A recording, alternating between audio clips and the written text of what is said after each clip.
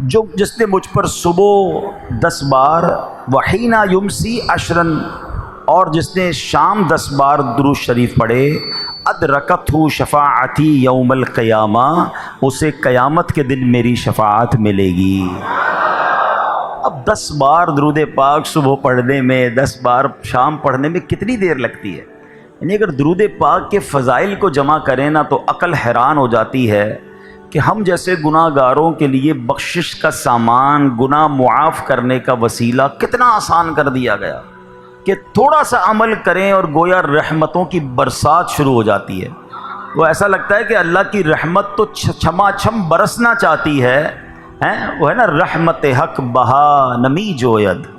بہا فارسی کا لفظ ہے جس کے معنی قیمت۔ وہ لکھتے فارسی شاعر کہ اللہ کی رحمت قیمت طلب نہیں کرتی، رحمت حق بہا نمی جوید، رحمت حق بہا نمی جوید، اللہ کی رحمت تو بہانے تلاش کرتی ہے، کسی طرح برس جائے۔ تو پھر کیوں نہ درود پاک پڑھتے رہا کریں۔ اور پھر شفاعت کا وعدہ ایک اور جگہ نبی پاک علیہ الصلوۃ والسلام فرماتے ہیں جس کا مضمون ہے کہ جو کوئی شخص مجھ پر روزانہ 50 بار درود پاک پڑھے کل بروز قیامت میں اس سے مصافحہ کروں گا۔ نبی پاک سے ہاتھ ملانے کا موقع مل گیا تو اور کیا چاہیے؟ شافع روز محشر سے ملاقات ہو گئی، سبحان اللہ، پھر تو بیڑا ہی پار ہے نا۔ تو جتنا ہو سکے اپنے آپ کو فضول باتوں سے نکالیے اور درود پاک کی کثرت کیجیے۔ اللہ مجھے بھی عمل کی توفیق عطا فرمائے، آپ کو بھی نصیب فرمائے۔ محبت کے ساتھ با آواز بلند درود پاک پڑھ لیجیے۔ صلو علی الحبیب صلی اللہ تعالی علی محمد صلی اللہ علیہ وسلم۔ آج کا موضوع بڑا انٹرسٹنگ ہے، بڑا نرالا ہے، بالخصوص جو سائنس کے اسٹوڈنٹس ہیں ان کو اور لطف آئے گا، جو اللہ کی قدرت کے نظاروں کو غور کرتے رہتے ہیں ان کو بھی انشاءاللہ بہت کچھ سیکھنے کو ملے گا۔ قرآن کے ذریعے، حدیثوں کے ذریعے اللہ کی ایک بڑی ہی نرالی عجیب مخلوق، اور اس مخلوق سے ہم کتنا فائدہ اٹھاتے ہیں ہم انشاءاللہ سیکھیں گے۔ اور میرا خیال ہے کہ بہت ساری نئی معلومات، کیونکہ جب میں اس بیان کو تیار کر رہا تھا تو مجھے خود بہت ساری نئی معلومات ملیں۔ توجہ کے ساتھ رہیں گے۔ اسٹارٹ کرتے ہیں بخاری شریف کی حدیث سے۔ حدیث پاک ہے، نبی پاک علیہ الصلوۃ والسلام کے ایک صحابی رضی اللہ تعالیٰ عنہ نے عرض کیا، نبی پاک کے پاس آئے اور آ کر عرض کرتے حضور میرے بھائی کے پیٹ میں پرابلم ہے، ان کو پیٹ کی مسئلہ ہو گیا۔ اچھا، پھر یہاں تھوڑا سا رکتے ہیں، پہلے یہ سمجھتے ہیں کہ بھئی اگر پیٹ میں درد ہے یا کوئی بیماری ہے تو لاجک تو یہ کہتی ہے کہ ڈاکٹر کے پاس جائیں، مگر صحابہ کا عقیدہ اور ایمان دیکھیں کہ واٹ ایور پرابلم، جو بھی مسئلہ ہوتا تھا وہ کہیں اور نہیں جاتے تھے، دربار رسالت میں آ جاتے تھے، کیونکہ عقیدہ کیا تھا؟ واہ کیا جود و کرم ہے شہ بدحا تیرا، نہیں سنتا ہی نہیں مانگنے والا۔ نہیں تو سنتا ہی نہیں تھا نا، جو بھی آتا تھا اس کو عطا کیا جاتا تھا۔ تو حضور بھائی کا پرابلم ہے، پیٹ کا پرابلم ہو گیا ہے، تو نبی پاک علیہ الصلوۃ والسلام نے علاج کیا بتایا؟ پیارے آقا نے فرمایا اسے شہد پلاؤ۔ گھر گئے، شہد پلایا، بیماری اور بڑھ گئی۔ پھر آیا حضور پیٹ صحیح نہیں ہوا ہے، فرمایا شہد پلاؤ۔ تیسری بار واپس آئے کہ حضور مسئلہ حل نہیں ہوا ہے بلکہ اور بڑھ گیا ہے، فرمایا شہد پلاؤ۔ جب چوتھی بار حاضر ہوئے نا کہ حضور ابھی تک مسئلہ حل نہیں ہوا، تو اللہ کے نبی علیہ السلام پتہ ہے کیا فرماتے ہیں؟ فرماتے ہیں اللہ پاک سچا ہے، تیرے بھائی کا پیٹ جھوٹا ہے، کیونکہ میرے رب نے فرمایا قرآن میں کہ شہد میں شفا ہے، جاؤ اسے شہد پلاؤ۔ کہتے چوتھی بار شہد پلایا تو پیٹ ٹھیک ہو گیا، شفا نصیب ہو گئی۔ اب اس واقعے میں 2-3 بڑی باتیں اہم سمجھ آتی ہیں کہ ہمارا حال کیا ہے۔ ہم کسی ڈاکٹر کے پاس جائیں، دوائی لیں، ٹھیک نہ ہو تب بھی ڈاکٹر سے بدظن ہو جاتے ہیں، حالانکہ کچھ بیماریوں کو ٹھیک ہونے میں ٹائم لگتا ہے۔ اچھا، ہمارا ایک اور پرابلم پتہ ہے کیا ہے؟ ہم دوائی لیں اور ٹھیک نہ ہو تو ڈاکٹر ٹھیک نہیں ہے۔ بھائی ڈاکٹر نے دوائی کے ساتھ ساتھ پرہیز کا بھی بتایا تھا، وہ بھول گئے ہیں؟ مثال کے طور پہ کسی کا گلا خراب ہے، ڈاکٹر صاحب گلا خراب ہے، ڈاکٹر صاحب نے گلے کی ٹیبلٹ دے دی، 1 ہفتے تک کھانا، 1 ہفتے تک کھایا، واپس گئے کہ ڈاکٹر صاحب ابھی تک گلا ٹھیک نہیں ہو گیا، پوری دوائی کھائی، پوری ڈوز کھائی ہے، اب ڈاکٹر نے پوچھا کہ ٹھنڈے پانی کا منع کیا تھا وہ چھوڑا؟ تو کہ ڈاکٹر صاحب میں تو دوائی بھی ٹھنڈے پانی سے پیتا تھا. تو ڈاکٹر صاحب نے کیا کہنا ہے، پھر ساری زندگی دوائی پیو گلا ٹھیک نہیں ہونا، تو پرہیز بھی تو کرنی ہے نا. اچھا لیکن اگر مرض ہی پڑ جائے، ریئیکشن ہو جائے، تو ہم کہتے ہیں اب ڈاکٹر بدل دو. مگر صحابہ کا عقیدہ دیکھو، آقا نے فرمایا شہد پلاؤ. مکھی شہد پلا رہے ہیں، بیماری گھٹ نہیں رہی اور بڑھ رہی ہے، مگر نبی پاک کا در نہیں چھوڑا. کہتے ہیں 4 بار اپنی جگہ 1000 بار آنا پڑتا پھر بھی نبی پاک کے پاس ہی آتے تھے.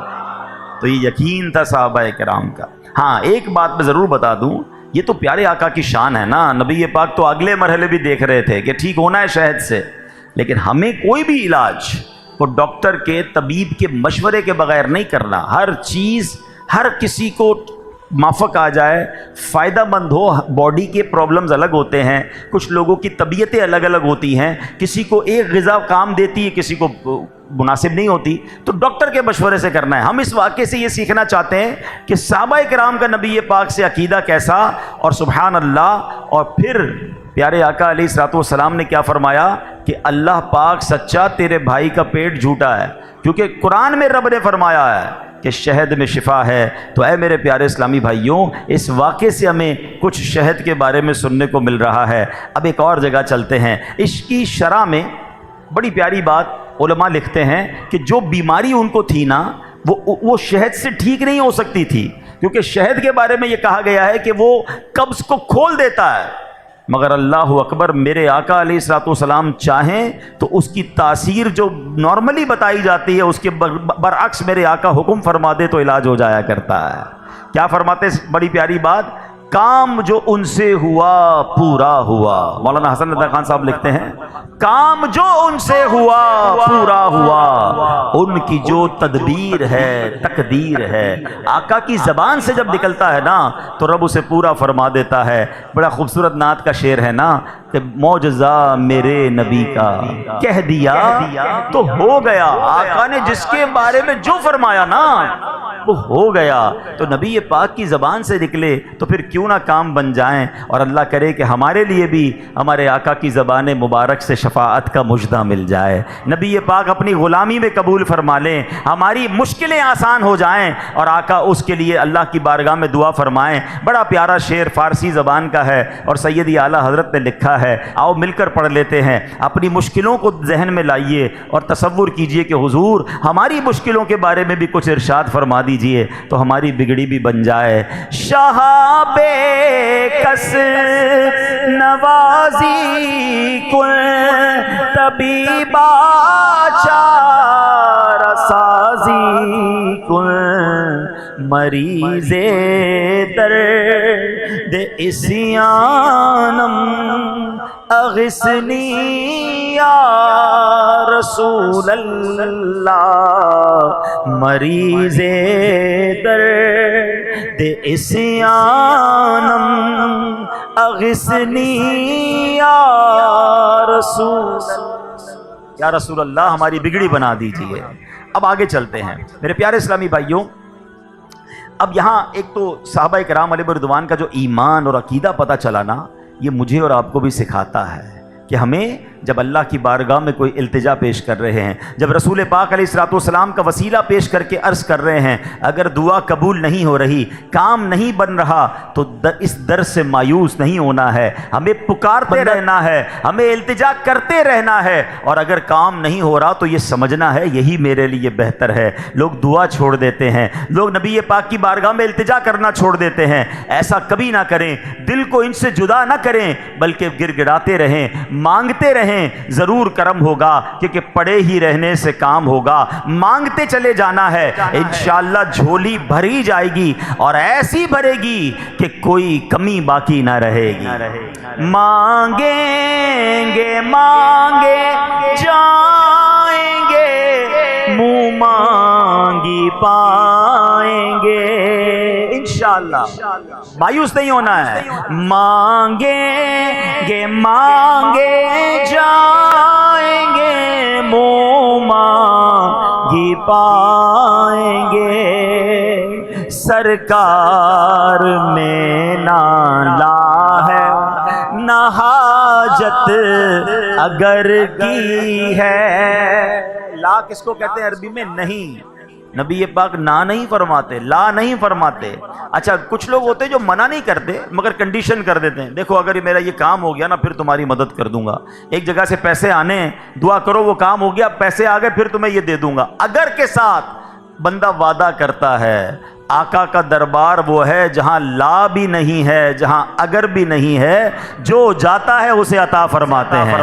مانگیں گے مانگے جائیں گے، منہ مانگی پائیں گے. سرکار میں نہ لا ہے نہ حاجت اگر کی ہے. قرآن پاک کی ایک آیت کئی بار سنی ہوگی. اللہ قرآن میں فرماتا ہے وَإِن تَعُدُّوا نِعْمَةَ اللَّهِ لَا تُحْصُوهَا، اور اگر تم اللہ کی نعمتیں گنو، کاؤنٹ کرو تو انہیں شمار نہیں کر سکو گے. جنہوں نے یہ آیت سنی ہے نعمتیں کے بارے میں جب بھی بیان ہوتا ہے نا تو نارملی ہم اپنے باڈی پارٹس پر غور کرتے ہیں، اور واقعی ہمارا جسم بھی اللہ کی اتنی بڑی نعمت ہے کہ اسی کو کاؤنٹ نہیں کر سکتے. آنکھیں، کان، ہاتھ، انگلیاں ہیں، آگے چلیں تو پیر، گردے، پھیپڑے، دل، کیا کیا رب نے نہیں دیا ہے اور بن مانگے دیا. یہ اتنی نعمتیں ہیں. اسی پر اگر میں بیان کرتا جاؤں کہ جناب یہ سانس کا اندر لینا اور باہر نکال دینا، پانی پی کر جناب یورین کو پاس کر دینا. ابھی میں پچھلے دنوں ڈائلیسس سینٹر کے لیے دورہ کرنے ہم گئے تھے تو ڈائلیسس مشین کو پہلی بار میں نے بڑے کلوزلی سمجھا تو پتہ چلا کہ باقاعدہ اتنی بڑی لاکھوں روپے کی مشین آتی ہے اور وہ گردے کا کام کرتی ہے. اور کام کیا کرتی ہے کہ خون جو ہے اس کے اندر جاتا ہے اور جناب وہ صاف ہو کر واپس جو ہے وہ باڈی میں آتا ہے. اللہ اکبر. کہ جو کڈنی کا وہ کام کرتی ہے تو مجھے اندازہ ہوا کہ جو ہمارے گردے ہیں وہ اللہ نے کتنی بڑی ہمیں نعمت دی ہے. یعنی 20-20 لاکھ روپے، 25-25 لاکھ کی 4 گھنٹے ڈائلیسس کا پیشنٹ وہاں بیٹھتا ہے. بڑا تکلیف دہ عمل ہے، بڑی بڑی سوئیاں لگتی ہیں، اس کی رگوں کو کاٹ کر باقاعدہ ایک پورا سسٹم بنایا جاتا ہے. اللہ کسی دشمن کو بھی یہ بیماری نہ عطا فرمائے، ہماری نسلوں کو بھی اس بیماری سے دور فرمائے. مگر آپ غور کریں، صبح و شام میں پانی پی رہا ہوں، یورین بن کے نکل رہا ہے، صبح و شام میرا خون صاف ہو رہا ہے، یہ مشین بغیر رکے کام کر رہی ہے. مجھے کچھ بھی نہیں پتا، اللہ نے اتنی نعمتیں دی ہیں. مگر میرے پیارے اسلامی بھائیوں، آج میرا موضوع چونکہ کچھ اور ہے کہ اتنی ساری نعمتوں کے بعد بھی اگر غور کریں نا تو یہ تو ہم اپنے اندر ہی نعمتیں ڈھونڈ رہے ہیں. اس کائنات کے ذرے ذرے میں رب کی جو نعمتیں ہیں، بہت سارے کیڑے مکوڑے، یہ اللہ کی بہت بڑی نعمت ہے. ہمیں نہیں پتا کہ کس کا کیا کام ہے. پرندے، چرندے، تتلیاں، مکھیاں ہیں، یہ سب اللہ نے کس لیے بنایا؟ یہ ہمارے لیے بنایا ہے. تو سائنس بھی کہتی ہے کہ بیکٹیریاز بھی کچھ ہوتے ہیں جو ہمارے لیے بڑے اچھے ہوتے ہیں. اب پچھلے دنوں میں ایک تحقیق پڑھ رہا تھا کہ جو ڈیٹاکس واٹر ہوتا ہے، آپ نے دیکھا ہوگا آج کل لوگ پیتے ہیں، پانی کے اندر ککڑی وغیرہ ڈال دیتے ہیں، پودینہ ڈال دیتے ہیں یا سیب ڈال دیتے ہیں اور پھر سارا دن وہ پانی پیتے رہتے ہیں. تو بتایا جاتا ہے کہ یہ چیزیں ڈالنے کی وجہ سے ایک بیکٹیریا پیدا ہوتا ہے. بچپن سے ہم نے تو یہی سنا کہ بیکٹیریا بڑا نقصان دہ ہوتا ہے. فرمایا گڈ بیکٹیریا ہے. یہ بیکٹیریا جب پیٹ میں جاتا ہے تو آپ کے پیٹ کے ہاضمے کو بہتر کر دیتا ہے. اللہ کی شان دیکھیں کہ کس کا کیا کام ہے. اب ہمیں آہستہ آہستہ چیزیں سمجھ آ رہی ہیں، مگر میرے رب نے تو بنائی ہے نا. تو آپ غور کریں، اللہ کریم نے جو پوری کائنات زمین پر جو کچھ ہے کس کے لیے بنایا؟ اے اشرف المخلوقات، آپ کو مبارک ہو. اللہ قرآن میں فرماتا ہے هو الذی خلق لکم ما فی الارض جمیعا، وہی ہے جس نے جو کچھ زمین میں ہے سب تمہارے لیے بنایا ہے. ہمیں رب نے اپنے لیے بنایا ہے اور ہمارے لیے سب کچھ بنایا ہے. مگر مسئلہ یہ ہے کہ ہم سب کچھ کو حاصل کرنے میں کھو گئے. جس لیے رب نے بنایا تھا وہ بھول گئے، اللہ کی اطاعت بھول گئے، اللہ کی عبادت بھول گئے. یہ ساری کائنات ہمارے لیے بنائی ہے، ہمیں اشرف المخلوقات بنایا ہے. ہم نے شہد کے واقعے سے بیان کو سٹارٹ کیا تھا. اسی مہینے کی 20 تاریخ کو دنیا بھر میں شہد کی مکھیوں کا عالمی دن منایا جاتا ہے. یہ اویئرنیس پوری دنیا کو دی جاتی ہے کہ اس نعمت کی قدر کیجئے اور یہ ضائع نہ ہو جائے. اے میرے پیارے اسلامی بھائیوں، بڑی عجیب باتیں آج آپ کو پتہ چلیں گی کہ انسانی نسل جو ہے نا، ہماری انسانی نسل کی بقا بھی یہ شہد کی مکھیوں کے ساتھ جڑی ہوئی ہے. ایک رپورٹ کے مطابق اگر پوری دنیا سے شہد کی مکھیاں ختم ہو جائیں، 4 سال کے بعد انسانی نسل بھی ختم ہونا شروع ہو جائے گی. اب اس کی وجہ کیا بتایا جاتا ہے کہ پودے جتنے بھی ہیں ان میں پولینیشنز ہوتا ہے. مکھیاں ایک پودے پر بیٹھتی ہیں اور ان کے پیروں میں کچھ خاص قسم کے ذرات لگ جاتے ہیں، پھر یہ اڑ کے دوسرے پودے پہ بیٹھتی ہیں تو یہ ذرات ٹرانسپورٹ ہو جاتے ہیں، دوسرے پودے پہ پہنچتے ہیں، اور اس طرح یہ پودوں کی افزائش ہونا شروع ہوتی ہے۔ یہ سبزیاں، یہ فروٹ، یہ جتنے پودے ہیں، یہ اس طرح ٹرانسپورٹ سسٹم کے ذریعے یہ بڑھتے چلے جاتے ہیں اور ان کی نسل بھی بڑھتی ہے۔ اگر یہ رک جائے سسٹم تو بتایا جاتا ہے کہ عالمی ادارہ خوراک کے مطابق دنیا میں پودوں کی 80% پیداوار شہد کی مکھیاں اور تتلیاں بنتی ہیں۔ یہ جو ٹرانسپورٹ ہو رہی ہوتی ہے ایک پودے سے دوسرے، دوسرے پودے سے تیسرے، فرمائے یہ اس کے اندر جو ذرات ہیں یہ ٹرانسپورٹ کرتی ہیں۔ 80% پودوں کی نشو و نما کی وجہ شہد کی مکھیاں اور تتلیاں ہوتی ہیں۔ اور اب آپ ذرا غور کریں، یہ میرے بزرگ بیٹھے ہیں جو میری ایج یا مجھ سے بڑی عمر کے ہیں، ہم نے اپنے بچپن میں اپنے گھروں کے پاس تتلیاں اڑتے دیکھی تھیں۔ ہم نے اپنے بچپن میں جناب گھر کے باہر درخت لگا ہوتا تھا، اس پر شہد کا چھتا ہوتا تھا۔ ابھی آج کی جنریشن نے تو شاید کراچی میں کوئی چھتا بھی نہیں دیکھا، تتلیاں بھی شاید ٹی وی پر یا ویڈیو پر دیکھی ہوں گی۔ ہم اسکول میں جاتے تھے، ہمارے اسکول میں پودے لگے ہوتے تھے، وہاں تتلیاں ہوتی تھیں۔ یہ سب کہاں چلی گئیں؟ یہ اس کی بڑی وجہ یہ ہے، ہم اس دنیا میں پہلے ایک بات سمجھ لیں، اللہ نے یہ زمین صرف انسانوں کے لیے نہیں بنائی ہے، یہ بہت ساری مخلوق کی یوں سمجھیے زمین ہے۔ یہاں پرندوں کے لیے بھی گھر ہیں، پرندوں کا بھی اس میں اسٹیک ہے نا جناب، یہاں جانور بھی رہتے ہیں، یہاں تتلیاں بھی رہتی ہیں، یہاں پکھیاں بھی رہتی ہیں۔ ہم سمجھ رہے سب کچھ ہمارا ہے، توڑ دو سارے درخت کاٹ دیے۔ سبھی سوچا درخت پہ کون رہتا ہے؟ اللہ نہ کرے کسی کا گھر گرا دو، کتنی تکلیف ہوگی۔ ہم یہ سوچتے نہیں کہ ایک درخت گرا کر پتہ نہیں کتنے 100 پرندوں کا گھر ہم نے ختم کر دیا، کتنی مکھیوں کی یہاں رہائش تھی وہ ہم نے ختم کر دی، اور ایک دو نہیں پورے باغ ختم کرتے جا رہے ہیں۔ جناب ہمارا کراچی شہر، کبھی جہاز میں آئے نا کراچی تو آپ کو اندازہ ہوگا کہ ایسا لگتا ہے کانکریٹ کا جنگل ہے، صرف عمارتیں ہی عمارتیں، گرین نام کی، درخت نام کی کوئی چیز اوپر سے نظر ہی نہیں آتی ہے۔ میں دنیا بھر میں سفر کرتا ہوں یار، جہاز اترنے سے پہلے جب ہم ملک کھڑکی سے نیچے دیکھتے ہیں نا تو آدھا ملک گرین نظر آتا ہے، ہر طرف سبزہ ہے، پھر بیچ میں کچھ مکان ہوتے ہیں۔ ہمارے یہاں تو کانسیپٹ ہی ختم ہو گیا ہے کہ درخت کا کیا کرنا ہے، پودوں کا کیا کرنا ہے۔ پہلے ہر گھر کے باہر کوئی پودا لگتا تھا، لوگ اپنی کھڑکیوں میں پودے اگاتے تھے، اور ہم سمجھتے جناب یہ صرف خوبصورتی نہیں، یہ ایکو سسٹم ہے، یہ اللہ کی مخلوق کو دعوت دیتی ہے آپ کے پاس، یہ مخلوق شہروں میں آتی ہے، رہتی ہے، ورنہ آہستہ آہستہ یہ مخلوق ختم ہوتی جا رہی ہے۔ اور پھر یہ جو گرمی بڑھ رہی ہے اس کی بھی بڑی وجہ یہی بتائی جاتی ہے کہ جناب جو گلوبل کلائمیٹ چینج ہے اس کی بڑی وجہ یہ ہے کہ بڑی تیزی سے دنیا میں درخت کٹ رہے ہیں، فارسٹ کم ہو رہے ہیں، باغات کم ہو رہے ہیں، اور اس کی بنا پر یہ آپ دیکھیں کتنی گرمی پڑتی جاتی ہے۔ تو اللہ کرے کہ یہ بات ہمیں سمجھ آئے اچھی نیتوں کے ساتھ۔ اب آپ غور کریں، سائنس یہ کہتی ہے تو لوگ کہتے ہیں یار یہ بات بڑی اچھی کر رہے ہیں، ارے میں سائنس کی بعد میں مانوں، پہلے اپنے نبی علیہ الصلوۃ والسلام کی بات مانوں کہ میرے آقا فرماتے جس کا مضمون ہے کہ درخت لگاؤ یہ صدقہ جاریہ ہے، جب تک اس سے مخلوق فائدہ اٹھائے گی، پرندے فائدہ اٹھائیں، حدیث کے الفاظ ہیں، اللہ کی کوئی بھی مخلوق فائدہ اٹھائے گی لگانے والے کو اس کا ثواب ملتا رہے گا۔ میرے آقا نے خود اپنے ہاتھوں سے پودے لگائے ہیں،